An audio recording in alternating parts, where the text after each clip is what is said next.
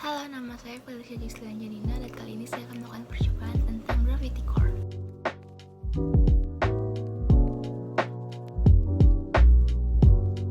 Kira-kira kalau beban masanya saya ubah-ubah, apa ya pengaruhnya terhadap mobilnya? Apa pengaruh untuk jarak, waktu, dan efisiensinya? Nah, untuk tahu, mari kita simak videonya. Masuk ke percobaan, di sini kalian harus tahu dulu nih apa arti dari gravity power car itu sendiri.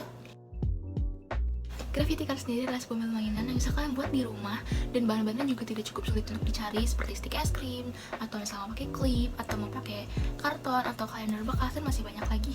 Mobil ini ditenagai oleh energi potensial gravitasi yang sumbernya dari beban yang diikatkan di poros belakang.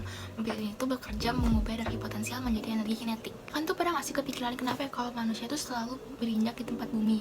Nah itu tuh gara-gara adanya gaya gravitasi. Nah bukan cuma manusia loh yang mengalami gaya gravitasi, tapi benda-benda dari sekitar kita juga mengalami gaya gravitasi sendiri. Selain dengan gravitasi itu, nah kita juga hidup selalu ada energi. Nah energi sendiri itu tidak bisa dihilangkan, tapi melainkan akan berubah gitu.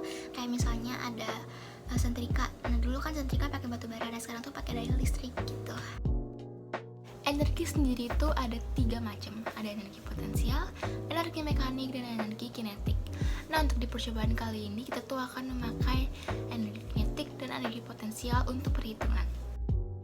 Nah energi kinetik tuh energi dihasilkan dari benda-benda yang bergerak. Nah rumusnya adalah EK sama dengan setengah kali mv kuadrat.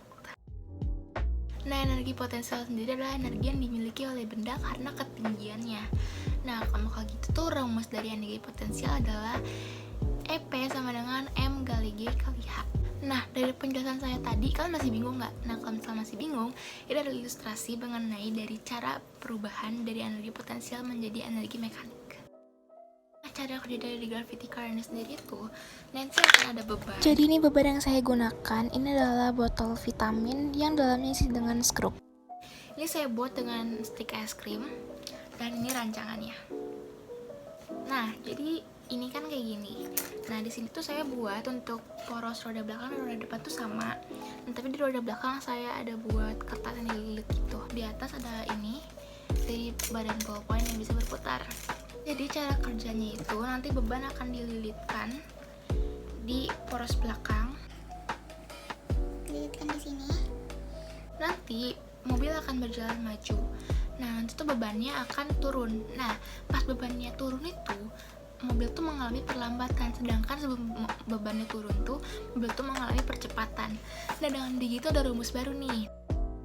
Rumusnya tuh apa sih rumus barunya? Nah di sini ada GLBB. Nah GLBB itu sendiri tuh singkatan dari gerak lurus berubah beraturan. Nah rumus dari GLBB ini tuh adalah S sama dengan V0 dikali T ditambah setengah dikali A dikali T kuadrat.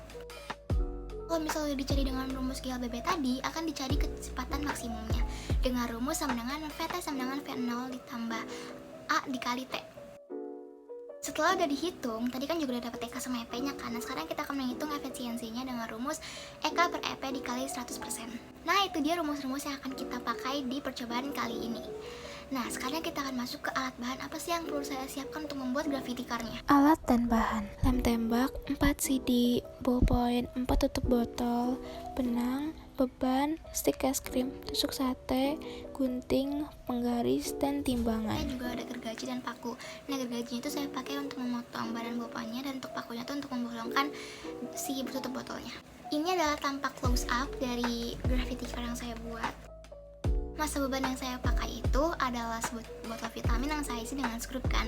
Nah di sini ada 2 berat, ada 180 gram dan 67 gram. Untuk beban dari gravity car sendiri itu adalah 108 gram. Di sini saya menimbang untuk beban dan gravity car itu dengan timbangan yang ketelitiannya 0,1 gram. Setelah itu kalian harus ada lintasan. Nah di lintasan itu saya beri tanda step 40 cm, ini bebas, jadi kalian juga bisa step 30 cm, step 50 cm, itu tergantung dari kaliannya. Yang tali yang saya untuk ikatkan ke beban gitu tuh adalah 57 cm.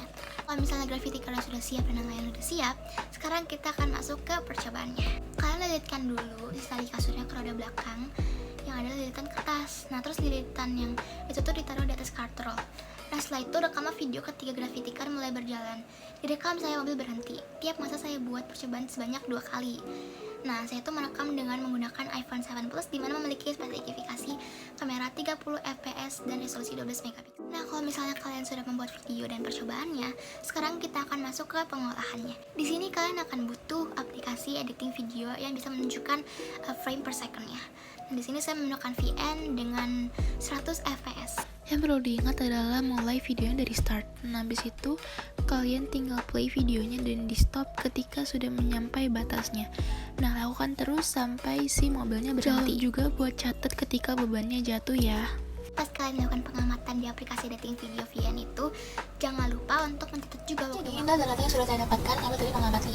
Nah, di sini tuh yang berwarna biru adalah percepatan, ini warna hijau adalah perlambatan di mana beban ketika sudah jatuh. Nah, untuk membuat grafiknya, kalian klik dulu waktunya, lalu ke insert dan ke chart yang Access Sketcher. Lalu kalian select data, lalu edit dan namakan inilah percepatan. Nah, untuk yang X-nya, kalian pilih waktu yang warna biru, dan untuk Y-nya, kalian pilih jarak yang warna biru. Lalu kalian add, tambah lagi, dan ini adalah perlambatan, dimana X-nya adalah yang warna hijau waktu, dan Y-nya adalah yang hijau yang jarak. Lalu setelah udah, ntar dia akan keluar seperti ini, dan sekarang adalah add trend line, ini kasih yang polinomial, dan display to the chart, ntar akan keluar persamaannya. Lakukan juga untuk yang perlambatan, dan nanti akan keluar seperti ini. Seharusnya yang perlambatan itu ini bersifat minus, dan ini adalah bersifat positif. Nah, setelah udah, kalian ke sini untuk menambahkan judul. Jangan lupa juga untuk axis panelnya juga ditambahin untuk keterangannya. Sini yang bawah adalah waktu, dan yang samping adalah jarak. Nah, jika sudah, ditambah juga untuk lainnya untuk informasi lebih lanjut. Nah, jika sudah ada seperti ini, sekarang kita masuk ke dalam perhitungan. Nah, ini adalah perhitungannya. Jadi cara ngitungnya adalah untuk yang A adalah 2 dikali persamaan yang ini, yang X kuadrat, dan yang untuk perlambatan juga sama tapi pakai ini. Nah, untuk V0-nya adalah yang ini. Untuk V0 perlambatan juga yang ini. Nah, untuk VT-nya, cara ngitungnya adalah V0 ditambah A dikali waktu beban jatuh. Nah, untuk VT ini juga sama. V0 dikali A dikali waktu pas bebannya jatuh. Untuk Vmax rata-rata adalah yang VT percepatan tambah VT perlambatan dibagi 2. Nah, untuk waktuan adalah waktu ketika mobil berada di start dan adalah ketika mobil sudah berhenti. Nah, untuk ketinggian adalah ketinggian beban ke lantai dan ketinggian ketika beban mau jatuh ke bawah. Nah, untuk delta H-nya adalah perkurangan dari yang ini kurangin yang ini.